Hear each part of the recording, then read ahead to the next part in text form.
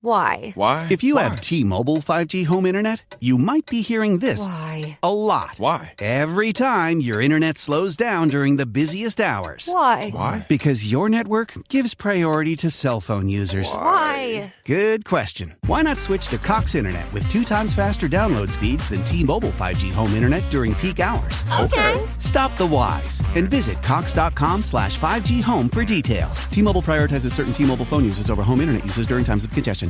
Match believes that adults date better. Because when you date as an adult, you get to be a little irresponsible with really responsible people. Rip the clothes off someone who actually knows how to put them away. Fall stupidly in love with someone who's actually really smart. Forget being hot. Get them to ugly laugh. Ready to crush on someone who makes you feel whole? If you know who you are and what you want in a relationship, Match is the place for you. Adults wanted. Download the Match app today. On another continent, for example, South America, in Ecuador, I discovered the power or the leadership truth of vision. Why is it so important that a leader needs vision? And what does that mean? And what does it look like experience? And I've been told...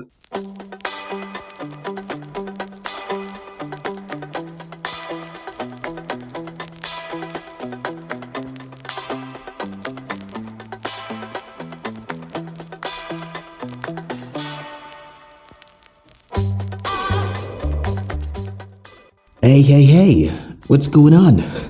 Welcome back to another episode of the Inspired by Freedom podcast, and I'm your host, Daniel Falonipe, and I'm so excited to bring you today's episode because it's one that I've been looking forward to bringing you for a long time, and I'm excited to finally be able to do that for you. And this episode is one that challenged me as a person, and it made me really dig deeper to truly uncover a message that is worth leaving you with. And in today's episode, I had a chat with Mike Green, a master certified life coach with 11,000 of documented hours, who have coached and counseled a good number of top business executives, high performers, and people who are seeking another level of growth in their personal and professional lives. And for the last 30 years, Mike has been traveling and coaching leaders through a unique program that draws upon his invigorating experiences in 63 countries across all 7 continents. Mike is also the author of a new book, Wandermust, A Hero's Journey to 7 Truths. In this book, Mike shares his extraordinary journey through all 7 continents and reveals some of the most profound leadership lessons he's learned along the way. And if you're someone who values growth or have questions about your purpose, your existence, this episode is one that you do not want to skip.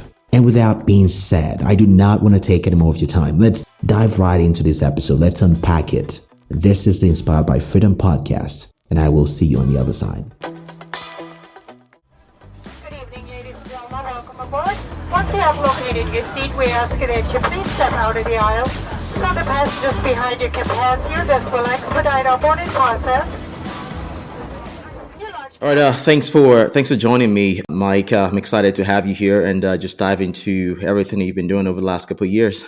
Great. Well, it's wonderful to be here, Daniel. Thank you. Yeah, absolutely. So your assistant, reached out to me, and I was just really excited about, when I saw your book and, saw the type of work that you do with adventure coaching and just everything from your story from a very young age and you just being, an outdoors enthusiast, that really got me excited. And especially with what you do in adventure coaching, that's something that I haven't really been exposed to or had the knowledge of prior.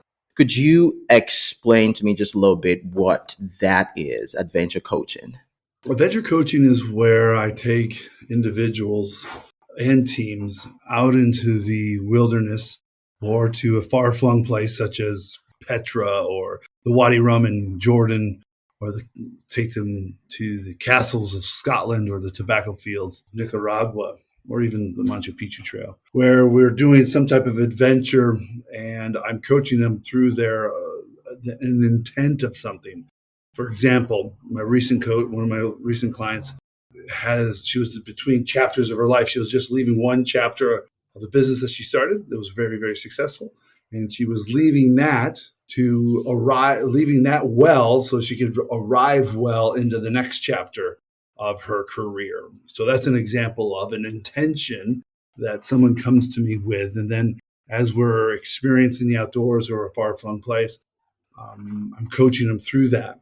Why is it powerful? Why is it amazing? Is that adventure component is the anchor or the foundation of this amazing experience that changes the trajectory and the velocity of someone's desire, willingness, or ability to make that change and make it sustainable.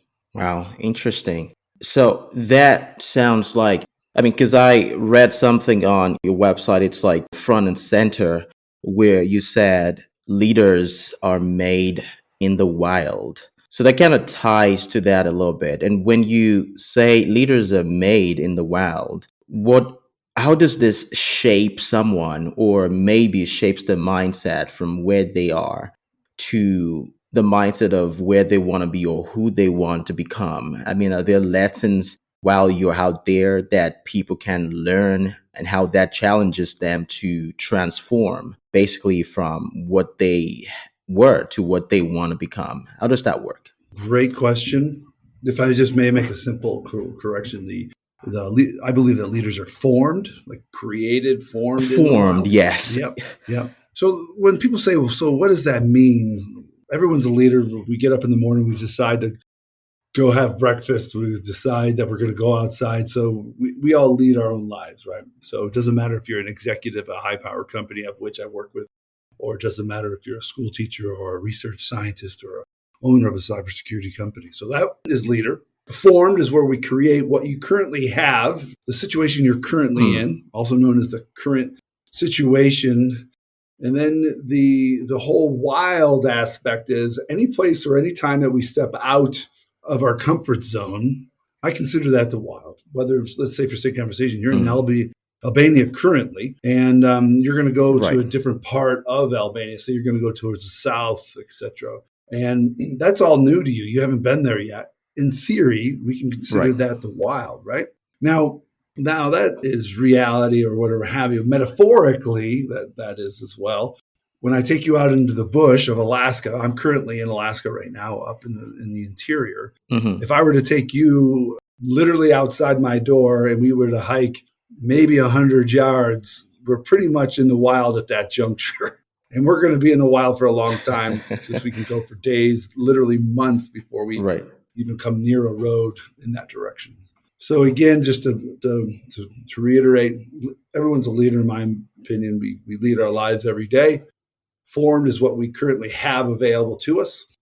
Between that current state of what we currently are experiencing and that future state, what we really want out of our lives, whether it be simply to be a better communicator to a loved one or be a better leader to your team or your company, there in between there is a chasm, and that chasm or that space between your current state and your future state or your desired state is what I call the wild. Right. So it applies both metaphorically and in actual reality. So going out of your comfort zone, challenging yourself in different ways that you probably may not have before, in hopes that it gives birth to some new abilities, some new talent, or some new realities that you probably haven't had before. That's really powerful. So I want to go back a little bit to gain insight into new. For the travelers who are listening right now, I would say if you stopped utilizing your electronics to get you from point A to point B, and you said, okay, I'm going to travel for the next 2 days just by talking to people, interacting with people, by looking at a bus schedule, by going to the bus station and figuring out which one it was instead of getting it on my phone, or leave your Lonely Planet book. That's dating me, right, by the way. That's what I used to use. But eventually I threw that away, or actually handed it off to somebody in a Lisbon train station. I've never used that before. Right. The Lonely Planet back in the day was like the Bible of all travelers, right? So what I'm saying is if you were to take that challenge of not utilizing your electronics for 2 days to get you from point A to point B, if you're traveling, that can be considered in the wild. Yeah, absolutely. I agree. And I was just having this conversation with a colleague the other day where we were just talking about the same exact example that you talked about, where they were going on a cross country motorcycle road trip, and one of the biggest challenges they had was everything just stopped working. The mobile phones, and they didn't have enough cash, and they were just thrown into this uncertainty. And eventually they overcame those circumstances, but they learned a lot of lessons from there, and that is now serving as a big lesson to anyone who's trying to do the same thing. So that really is a very apt example. So I want to go back a little bit to your upbringing, to your growing up. You seem like someone who is adept at being in the outdoors, has a lot of knowledge. What in your background or in your upbringing prepared you to be this type of person that you are today, who coaches people on being safe outdoors and helping them gain new realities into themselves? Well, I wrote about it in my book called Wandermust, A Hero's Journey to Seven Truths. And the hero's journey is referring to Joseph Campbell's work. I grew up in a railroad town in Western New York. I was a fourth generation railroader, the son of a fourth generation railroader. And my father taught us good work ethic. And in that our word, if we're saying we're going to do something, is our iron, much like the tracks that run through our town. And that really stuck with me. So if you're a hard worker, I was able to learn the value of negotiation of, I'll do this for a day if you give me this much money, or if you, etc. But also my father took us hunting a lot, and hunting and fishing and canoeing and things like that. So he took us to the outdoors, and that was a place to learn, to get detached by from school or from everything else. Because if you're out in the woods, you're just focused on what's in front of you, around you, what you're experiencing. So that taught me a valuable lesson, that there's a great value in being away. At the time, we just had TVs at the time. The value of being able to get lost in nature, if you will. Not lost like I don't know where I am, but it's the lost of just kind of just be with your thoughts. So that's how it all started. And in my first chapter, which you can find at my website, you'll read about how that all started, the foundation. And that would answer the question for your listeners out there, MikeGreenLeadership.com. So for me, as I was saying, is that for listeners to get a better understanding, you can simply just go to MikeGreenLeadership.com and download the first chapter for free of Wandermust. That's not Wanderlust, it's Wandermust, right? It's a play on words. Yeah, Wandermust. Yeah, yeah. That's a really catchy phrase. So when you go outdoors and you help people learn more about these things, gain more experience, and get into the wild and learn all these lessons, who are some of what types of people do you work with? Can anyone just walk up to you and say, I want to have this experience? And if you can, what types of qualities, what type of traits are you looking for specifically? Great question. And in fact, on my website, I just put up a frequently asked questions, and that's kind of one of them. Yeah. But I'll give you a brief synopsis.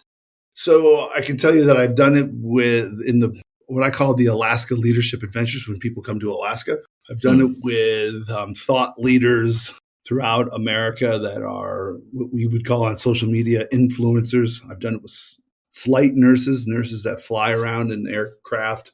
I've also done it with executives of hundreds of millions of dollars of corporations. I've done it with engineers, etc. So I work with three people in three ways: Alaska Leadership Adventures, or a adventure coaching experience in Petra or Scotland or Nicaragua or Ecuador, Peru, or etc.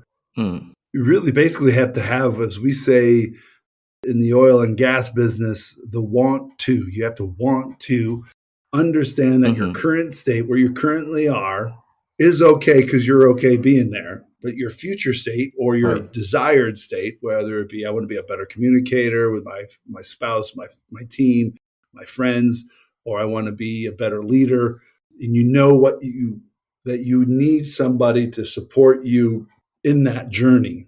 So I'm that person to support you in that journey to go from the current state where you find yourself today and where you want to be in a year. For example, Daniel, I'll ask you this question. I'll answer your question with a question. Say for the conversation, you and I were. Yeah, I'm off of that. If you and I were in Albania and we're at a coffee shop and I happen to notice your hat and it's a Batman hat. And I say, my son's a big fan of Batman. Which Batman is that? And you tell me, we strike a conversation and I find out what you do. You're a podcaster, you're a traveler, you're from different parts of the world. And I say, oh, yeah, okay. So then you ask me what I do. And I would say to this, I say, well, I'm a performance coach or I'm a master certified coach. I am one of only 1,400 people on the planet that are at my level of hours of documented coaching with executives, et cetera, et cetera. You say, well, tell me more about that. Well, I'll say, Daniel, if in a year from now, you and I were to meet, and if you and I could work on one thing between now and that year, what would you be telling me in a year from now that you're so grateful you and I worked together so that you could achieve?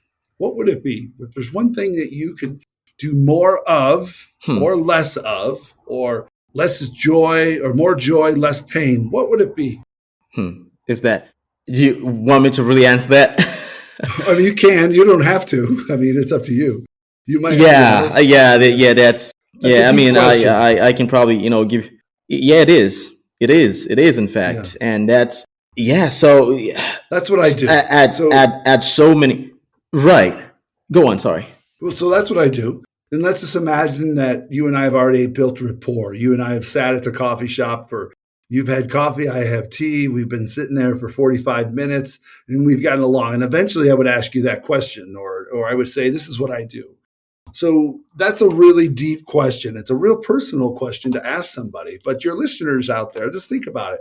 If you could have more of something in your life, but you need somebody to support you in that journey. Notice I said support. I didn't say coach. I didn't say tell you what you need to do. I just said support you because we all need support in different ways. If you wanted something more of or less than, and that's what I do. And that could be for personal life. It could be work-life balance. It could be business. I just had a conversation with a huge international cybersecurity company CEO. And I said to him, so what is one of the things that you want to be done with in a year from now? What do you want to get away from or be done with? And he says, I'm done having to think I have to micromanage. Okay, great. All right. So that's what we're going to be working on. More of that. Yeah, that's a really interesting thing that you do. I mean, if I can get more out of, I guess my big, I'll just leave that to, our further conversations. But I want you to talk a little bit about your book, Wandermust, the 7 Hero's Journey to 7 Truths. And that chronicles your journey across 7 different continents, documenting your story, people's story, and some of the lessons that they learn and some of the key lessons they can learn. I think there's about 7 of those, if I'm not mistaken. I mean, there's courage, there's wisdom, and there's other things too. Can you talk a little bit about that? I mean, the significance of the places that you've been and how that has probably translated into the story or the lessons that you learned along with the people that you were with.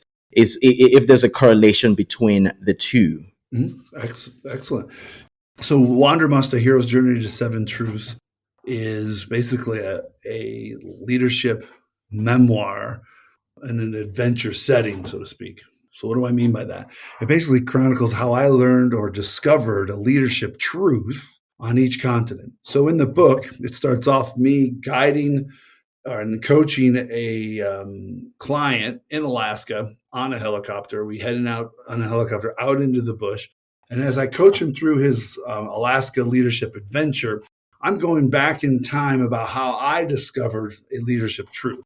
So as I already said earlier, the first chapter, basically our introduction, talks about how I grew up and what set the foundation. And as I go in the book, it's to say, okay, well, what did I learn? What did I discover in Antarctica, for example? Well, I tell the story about how I arrived there and what did I learn as a leadership truth for that continent of Antarctica.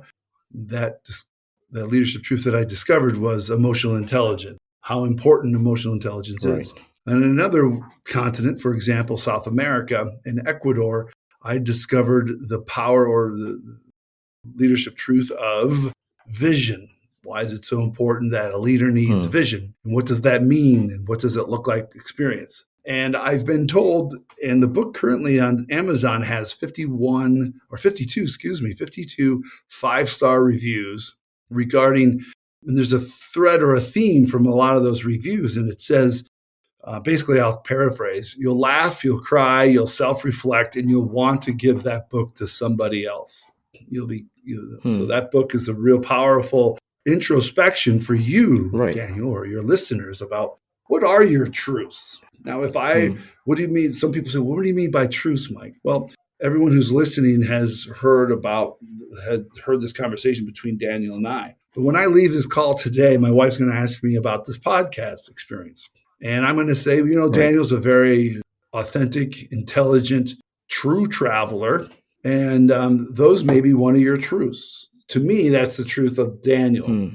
Highly intelligent, a go-getter, somebody who is curious about the world. Those is what I believe to be true about you. So when you say what is a truth, what is it that you want somebody to say about you?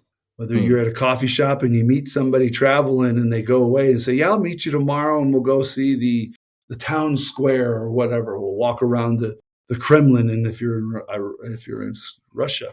And then you go tell your friend, hey, I'm going to go meet this person. And they say, well, tell me about this person. Well, they're really cool because I really they sound so intelligent. Well, they must be intelligent then. That's beautiful. And that, gets me, thinking again, because a number of people who listen to, this podcast or some of the other things that I put out on other platforms, on YouTube, Instagram, and Twitter, a number of them are young people, young men and women like myself, millennials, if you will, who has chosen travel as a means of expression or are just in a phase of their lives where travel is just that way that they use in truly expressing themselves and finding who they are.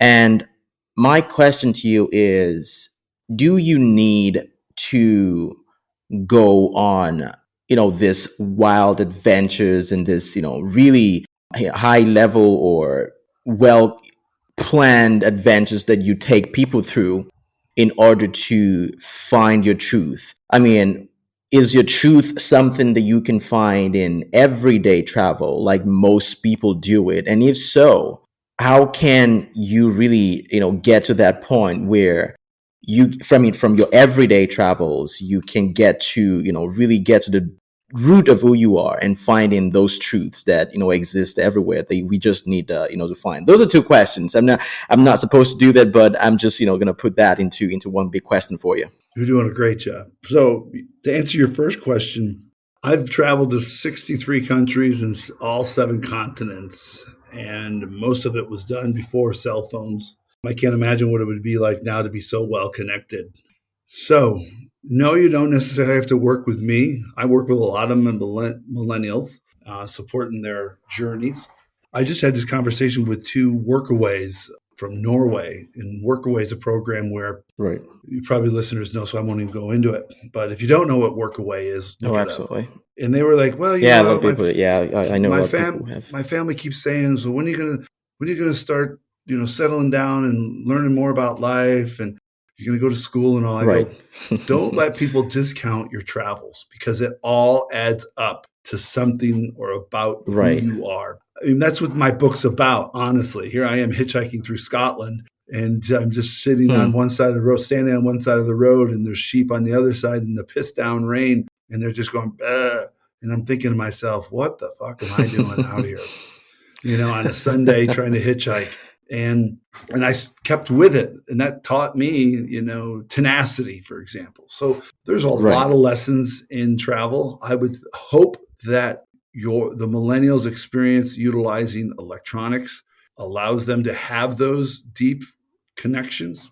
So that answers that one question. So you don't have to come with me. You can work with me because I work with people both virtually, face to face, or I come meet you somewhere or you come to Alaska.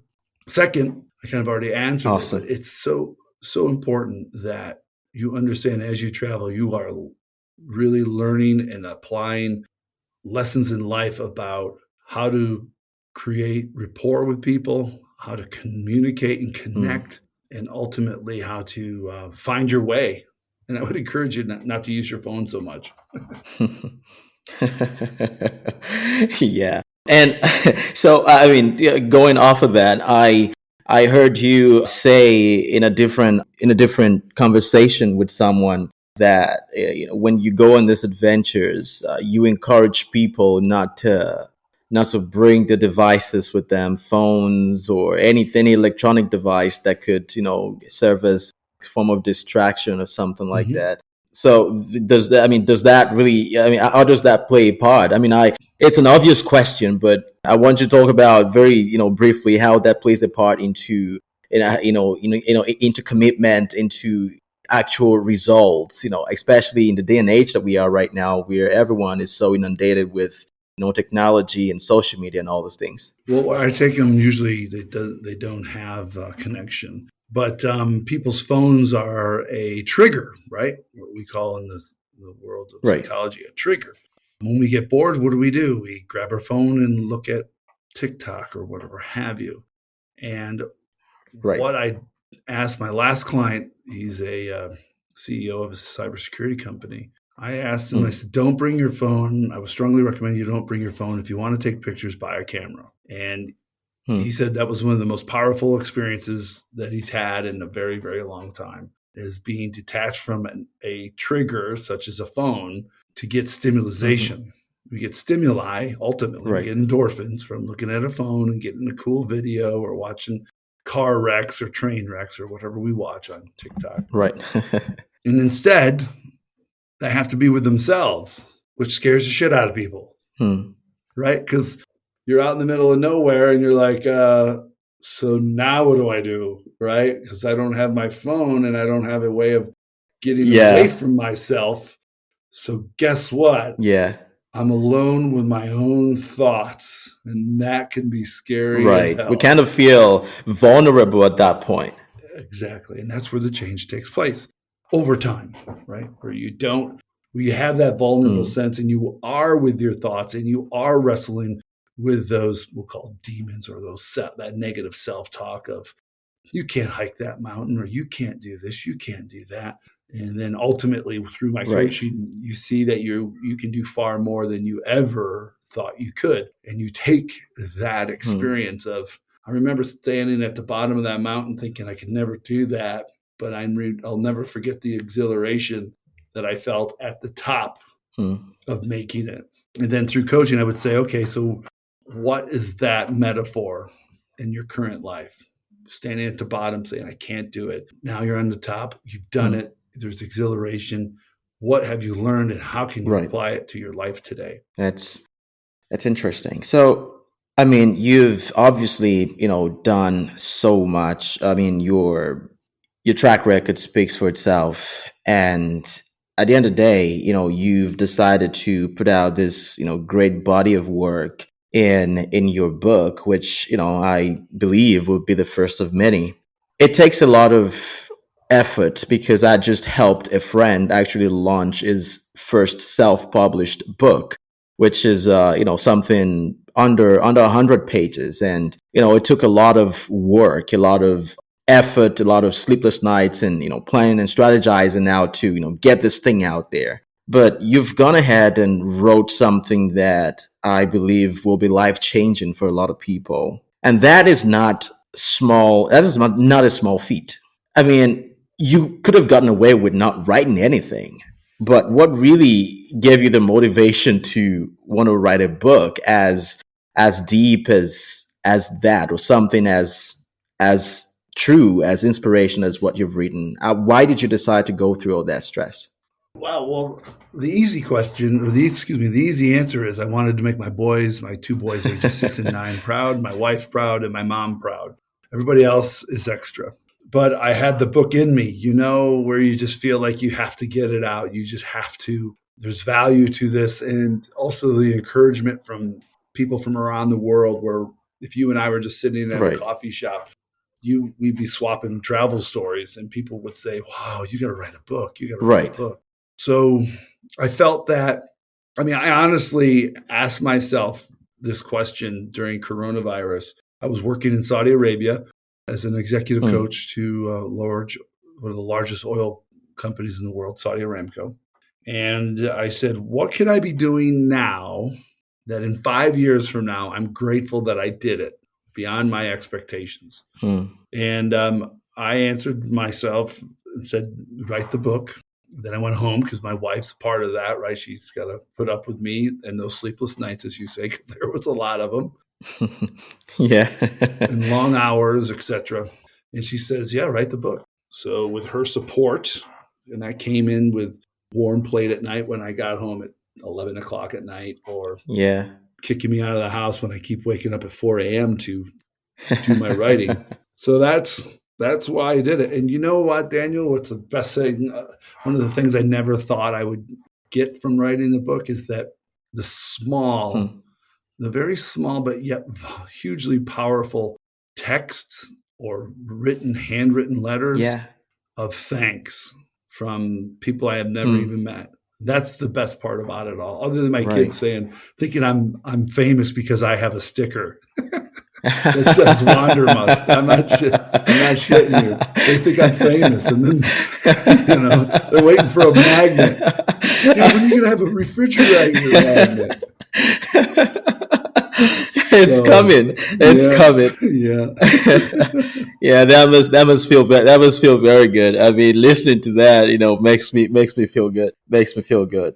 If you could name one thing that gets you inspired every day, gets you to want to get out of bed and just, get at it again, given everything that you've been doing,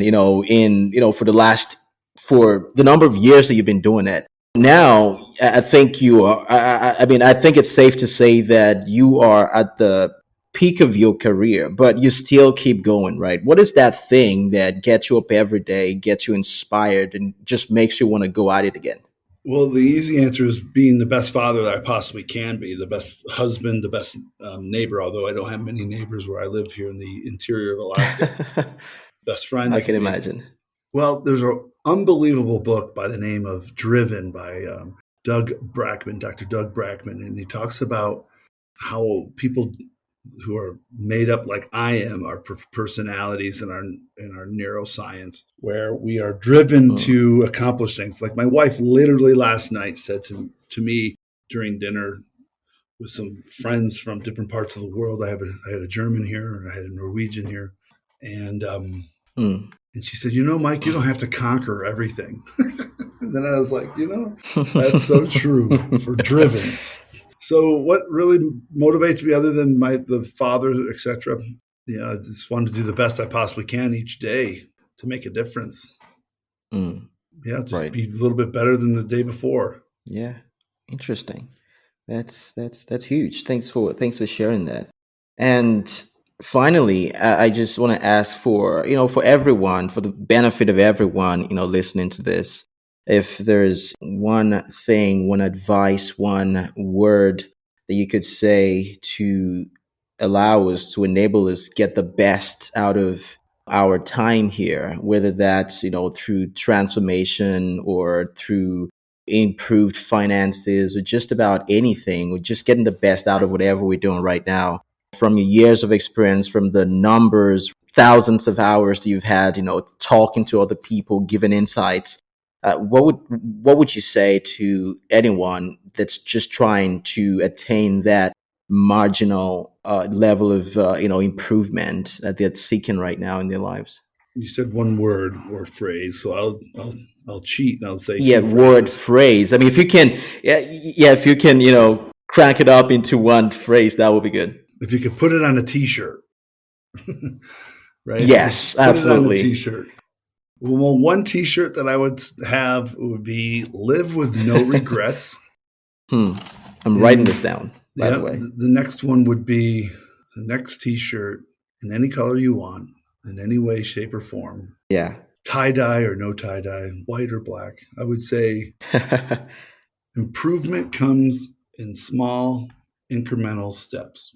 Or the key to happiness is small, incremental steps. If you think you're going to reach happiness by being able to save money to buy this new sleeping bag, of which I got to go buy tomorrow, then it's not going to be that. It's a small, incremental steps of getting in shape, becoming a better communicator, becoming a better traveler by saying, okay, I'm not going to use my phone for a whole hour. Let's see what happens. I can't imagine now going to a coffee shop in Rome and just watching people. I would be watching people watch their phones or people who are walking.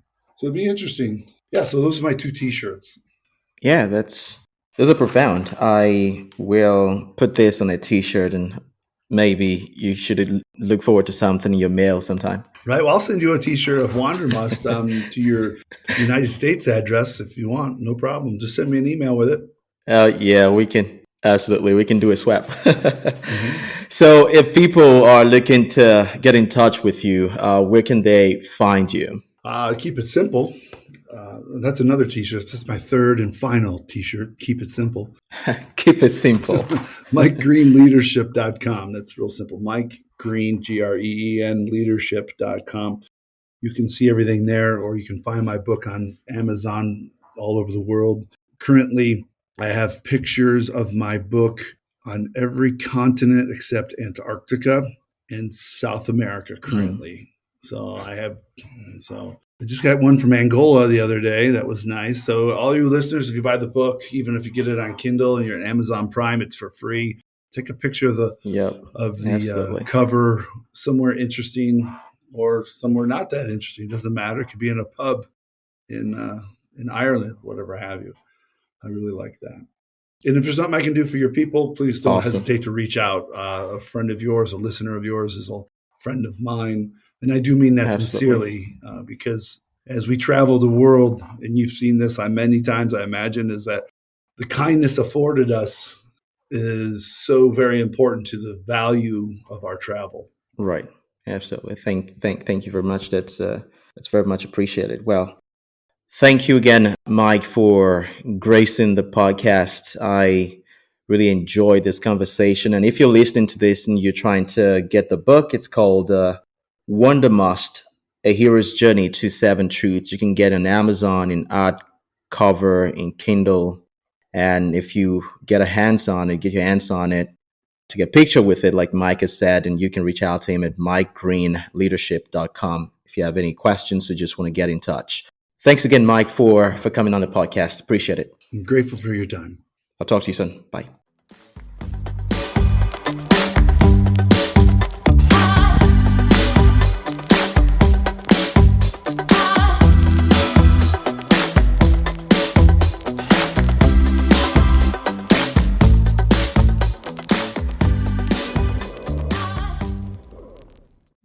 Why? If you have T-Mobile 5G home internet, you might be hearing this a lot. Why? Every time your internet slows down during the busiest hours. Why? Because your network gives priority to cell phone users. Why? Good question. Why not switch to Cox Internet with 2 times faster download speeds than T-Mobile 5G home internet during peak hours? Okay. Stop the whys and visit cox.com/5G home for details. T-Mobile prioritizes certain T-Mobile phone users over home internet users during times of congestion.